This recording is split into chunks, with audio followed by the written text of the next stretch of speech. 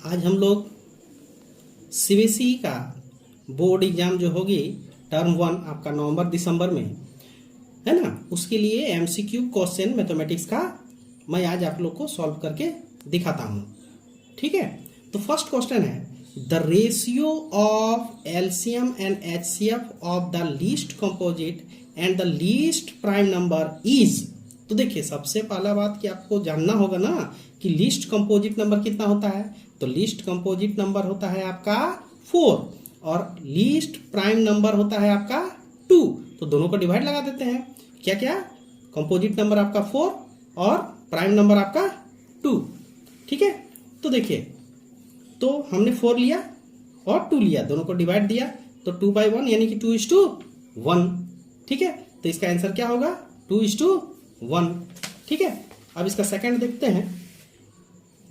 Second number question ये देखिए, second क्या बोल रहा है कि the value of 4 which the lines 5x plus 7y equal to 3 and 15x plus 21y equal to k है ना, कंसाइड इज। तो देखिए, कंसाइड है मतलब क्या, इक्वेशन 1 से आप ए बी सी ले लीजिए ना। a1 क्या है, b1 क्या है और c1 क्या है। सेकंड का a2 क्या है, b2 क्या है और c2 क्या है। तो फर्स्ट लाइन में देखिए ना क्या है, 5 7 और ये 3 अगर इधर आएगा तो क्या होगा, माइनस होगा। तो ये 5 और 7 और ये -3। सेकंड लाइन के लीजिए ना 15, तो ये मैंने 15 लिया है ना। 21 लिया और ये के प्लस में है, उधर इस साइड आएगा तो माइनस के होगा है ना। तो इसमें क्या बोल रहा है, कंसाइड है, इसका मतलब a1/a2 equal to b1/b2 equal to c1/c2। इसमें पुट कीजिए तो a1 क्या है हमारे पास, लीजिए 5/15 है ना, कितना है b1 7/21। ठीक है, और -3/-k।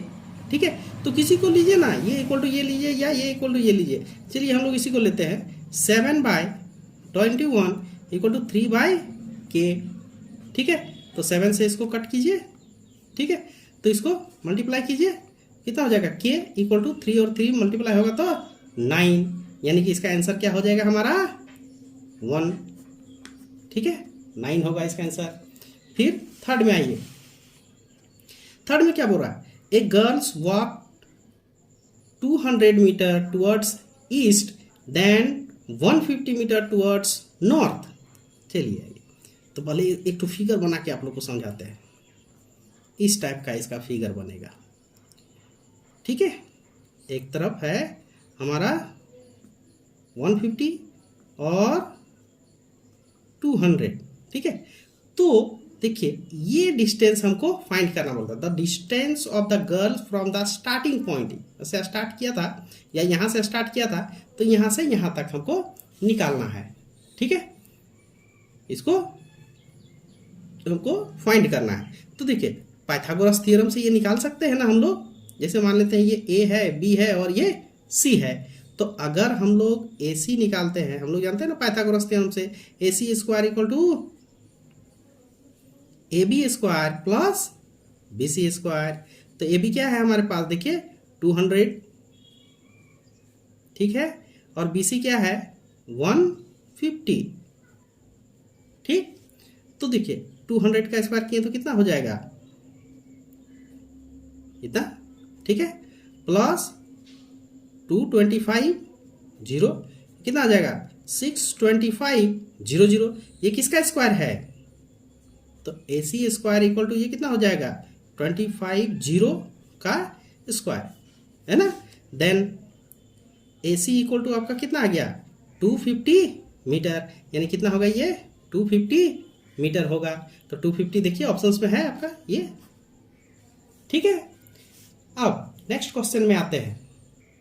देखिए 4 नंबर क्वेश्चन बोलता है the length of a diagonal of a rhombus are 24 and 32 centimeter, then the length of the altitude of the rhombus. तो अल्टीट्यूड निकालना है तो पहले उसका साइड एक तो फिगर ले लेते हैं। देखिए इसमें भी ये एक तो हमने रोम्बस ले लिया, ठीक है। इसका डायगोनल आपका दिया हुआ है ऐसे और ऐसे। देखिए एक तो दिया हुआ है 24, मान लेते हैं ये 24 है, मतलब ये क्या होगा 12 होगा और ये भी 12 होगा। एक तो कितना दिया हुआ आपका 32 दिया हुआ, मतलब क्या इधर अगर 16 है तो इधर भी 16 है ना। तो ये निकालेंगे ना, रोम्बस का जो डायगोनल होता है उसका एक दूसरे को कहाँ पे 90 पे कट करता है ना, तो ये 90 है, तो ये निकाल लेंगे ना। तो पहले इसका साइड निकाल लेते हैं, साइड निकालनी है, साइड निकालेंगे 12 square plus 16 square, 12 square plus 16 का स्क्वायर, यानी कितना हो गया 12 का 144 और इसका 256, ठीक है। इसको ऐड कर रहे हैं तो कितना हो गया 400 मतलब 20, ठीक है। ये हमारा आ गया 20 सेंटीमीटर। हमको एल्टीट्यूड निकालना है ये वाला, ठीक है। तो देखो डायगोनल का एरिया जो होता है वो half into D1 into D2 होता है, लेकिन इसको हम लोग, ये एक पैरेललोग्राम भी तो है, तो पैरेललोग्राम का एरिया क्या होता है बेस इंटू हाइट, तो लिखा जाए तो area of rhombus, area of rhombus equal to क्या होता है half into D1 into D2। इसका और एक एरिया लिख सकते हैं हम लोग बेस इंटू अल्टीट्यूड, ठीक है। तो हाफ इंटू है ना D1 इंटू D2 कितना है इसका D1 और D2 लिखिए 24 और 32, ठीक है।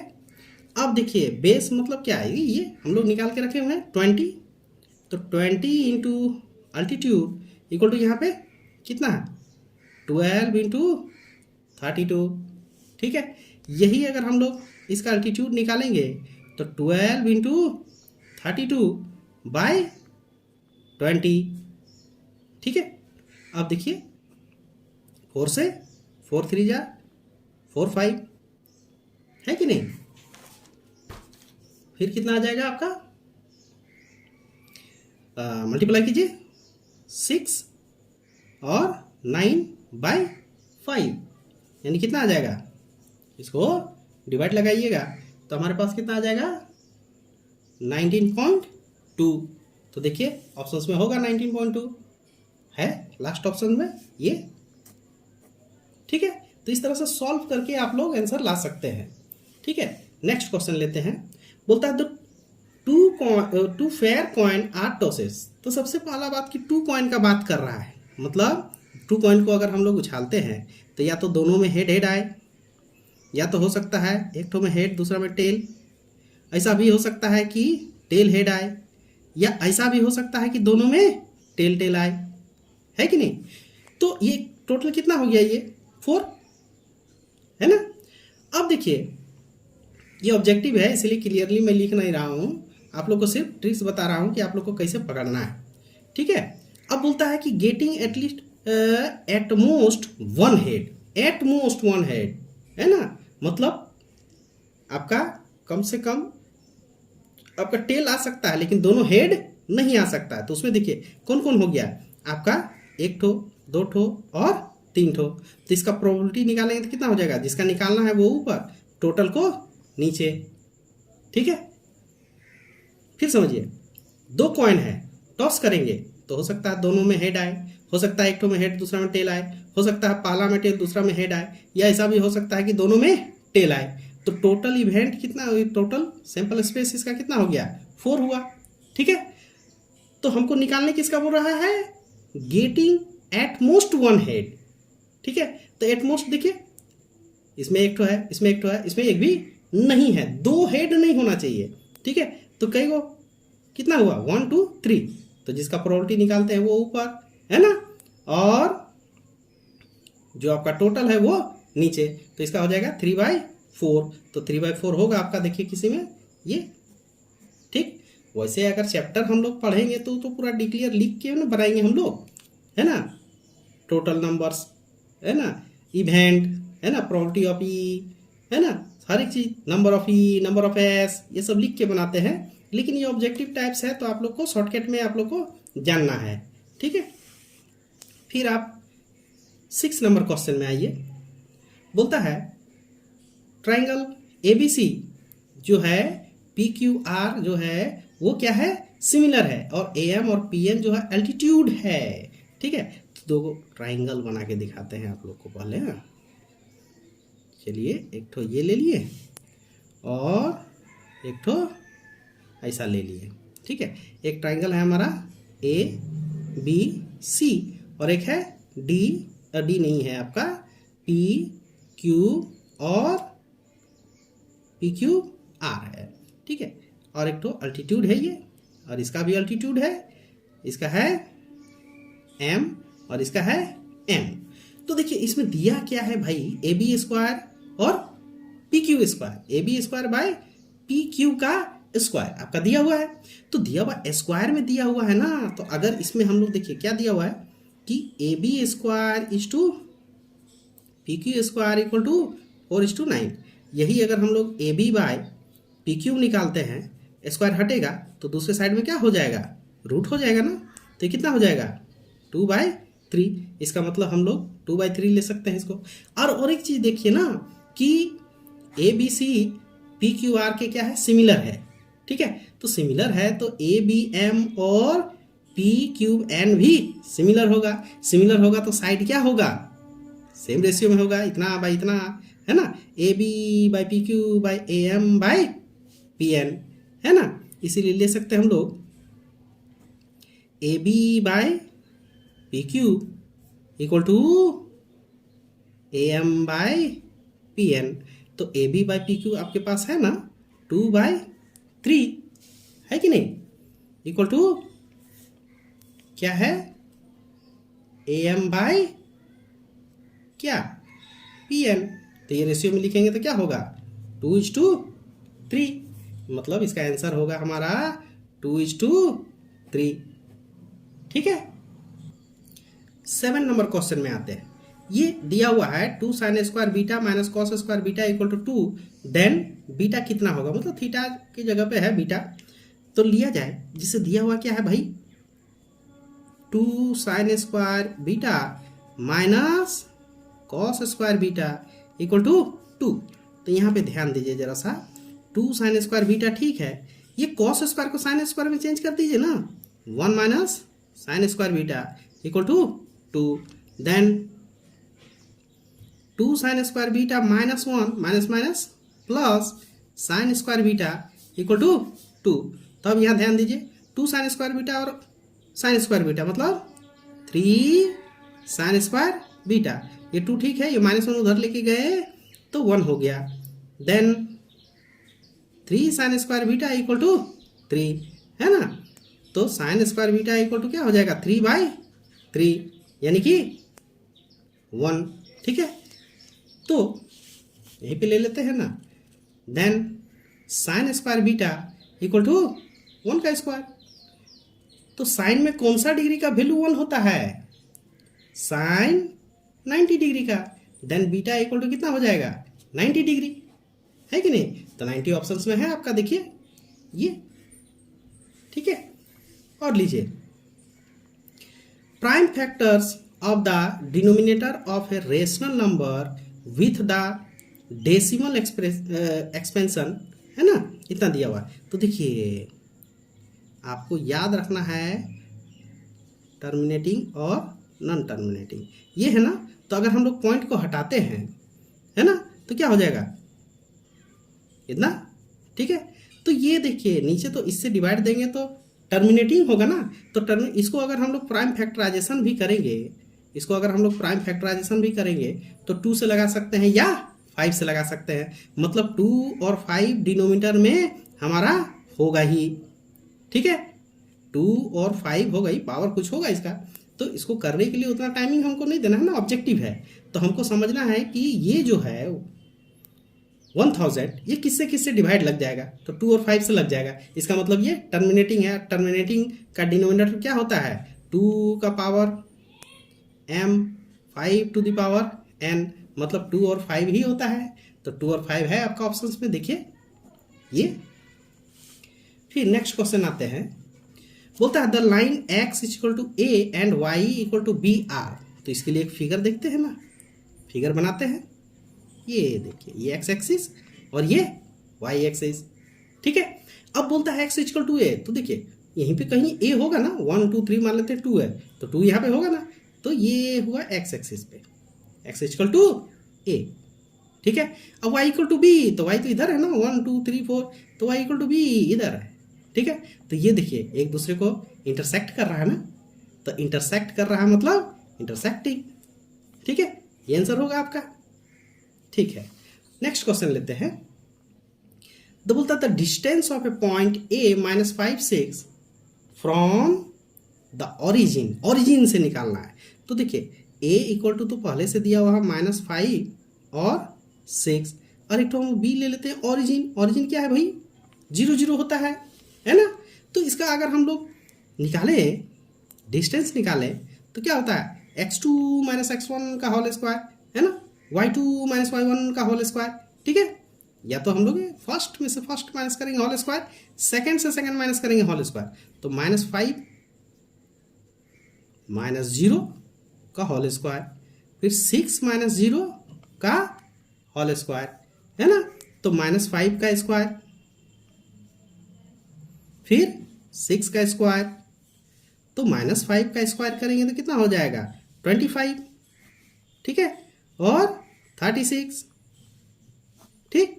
इसको ऐड करते हैं तो कितना आएगा 61, तो 61 है आपका आंसर में, देखिए √161, ठीक है, समझ में आ गया। नेक्स्ट क्वेश्चन लेते, चलिए दिया हुआ है कि a² equal to 23/25, then a क्या होगा।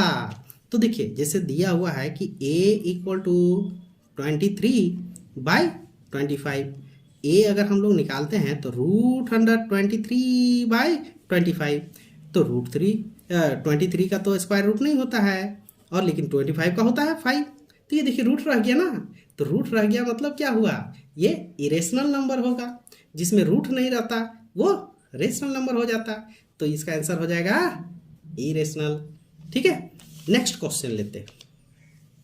नेक्स्ट में आपको बोल रहा है कि एलसीएम ऑफ x एंड 18 36, और एचसीएफ दिया हुआ है 2, तो हमको x का वैल्यू चाहिए। तो देखिए एक फार्मूला आप लोग जानते हैं ना कि LCM into HCF equal to product of 2 numbers, है कि नहीं, ये तो फार्मूला आप लोग पढ़े हैं। तो एलसीएम इंटू एचसीएफ, एलसीएम कितना भाई 36, और एचसीएफ है आपका 12, प्रोडक्ट ऑफ 2 नंबर, कौन कौन नंबर है x और 18, तो x इंटू 18, यही 36 इंटू 12/18 आके डिवाइड लग गया, x रहा। अब देखिए कई बार में 2 बार में, यानी कितना हो गया 24 इक्वल टू x, ठीक है, 24 इक्वल टू x, ठीक है। तो इसका आंसर क्या होगा 24, तो 24 होगा, तो 24 मैंने ऑप्शंस में लिया नहीं है, आप लोग देख लीजिएगा, इसका ऑप्शंस आप लोग का सैंपल पेपर में दिया हुआ होगा, है ना। इसका x का आंसर क्या हो जाएगा आपका 24 होगा, ठीक है। नहीं मैंने मिस्टेक ले लिया, यहाँ देखिए यहाँ पे 2 है, एचसीएफ आपका कितना है 2 है, तो 2 अगर लेते हैं तो 2 2 जा कितना होगा 4 होगा ना, तो x इक्वल टू 4 हो जाएगा आपका, ठीक है। ये देखिए जरा सा मिस्टेक ले लिए थे, 2 था, मैंने कितना ले लिया था 12, इसीलिए वो आंसर 24 आ गया था, लेकिन 24 नहीं होगा, इसका आंसर क्या होगा 4 होगा, ठीक है। नेक्स्ट क्वेश्चन लेते हैं। ये देखिए एबीसी एक राइट एंगल है जिसमें बी जो है, बी आपका है 90 डिग्री, ठीक है।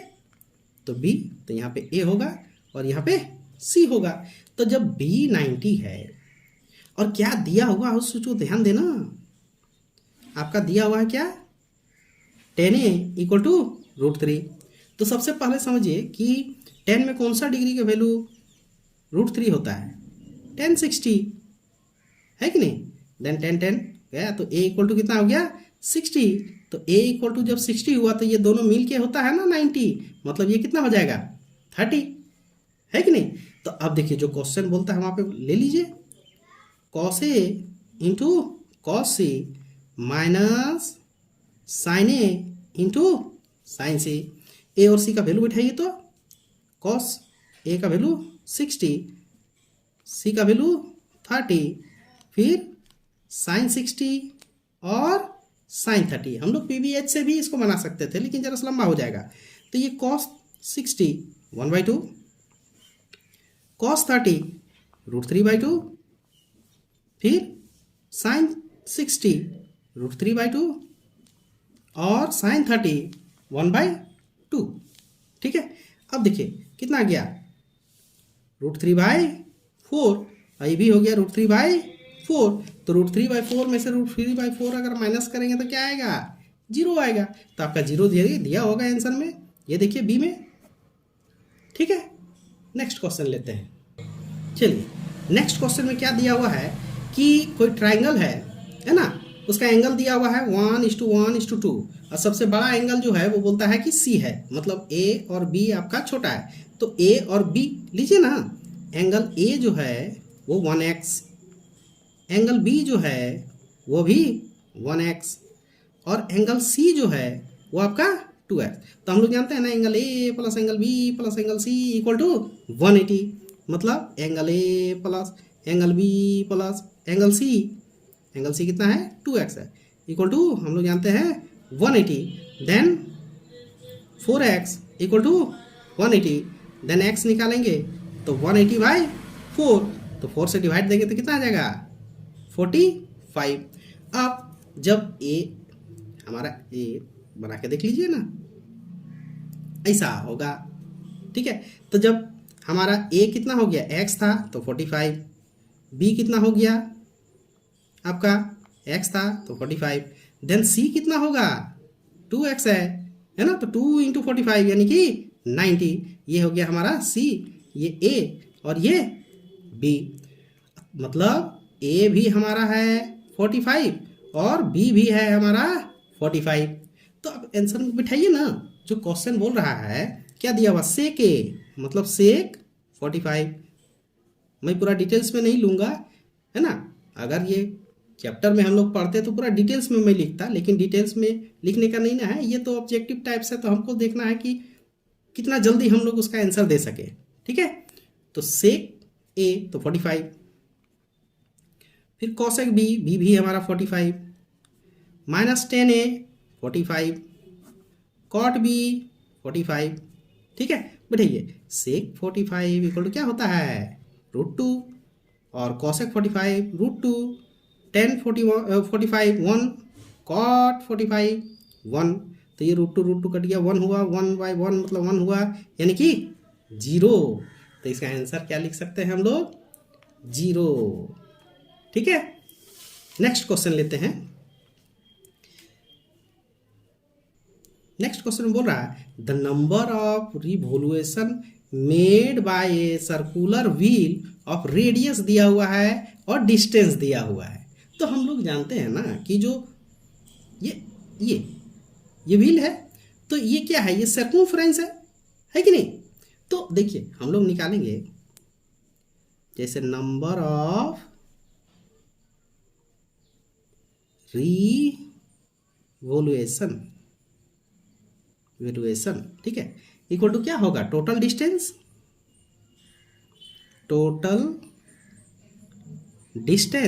बाय सर्कमफ्रेंस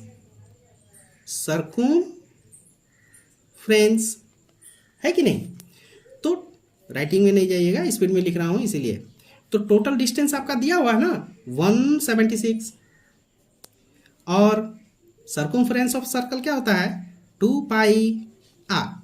अब बैठाइए इसको 176/2 × 22/7 इंटू कितना दिया हुआ है रेडियस इसका 0.7। ठीक है, अब इसको हम लोग काट सकते हैं ना 0.1, ये पॉइंट है ऊपर 10 दे देते हैं हम लोग। 176 इंटू 10 बाई नीचे 2 इंटू 22 है ना, काटिए। 11 से लेते हैं, 11 1 जा 11 6 जा 11 2 जा है ना, 2 2 जा 4 बार में, तो ये कितना हो गया भाई 40। तो आपको 40 आंसर दिया होगा। ठीक है, ये तो आज हम लोग 15 क्वेश्चन ही लेते हैं क्योंकि ज़रा सा लंबा क्लास हो गया। नेक्स्ट वीडियो में मैं फिर टोटल बाकी जितना बच गया क्वेश्चन सिंपल सेट का आप लोग को बना के दिखाऊंगा कि किस तरह से आंसर को हम लोग खुद ला सकते हैं। याद नहीं करना है, रटना नहीं है, अपना से सीखना है कि हम लोग आंसर तक कैसे पहुंचेंगे। ठीक है, और आगे भी आप लोग को एग्जाम से रिलेटेड क्वेश्चन मैं देता रहूँगा, है ना। तो हमारे वीडियो पे बने रहें और हमारे वीडियो को लाइक कमेंट एंड आप उसको सब्सक्राइब करें, तो मैं आगे और भी वीडियो आप लोग के लिए अच्छे अच्छे देता रहूँगा नवंबर दिसंबर एग्ज़ाम के लिए। ठीक है, ओके, बाय।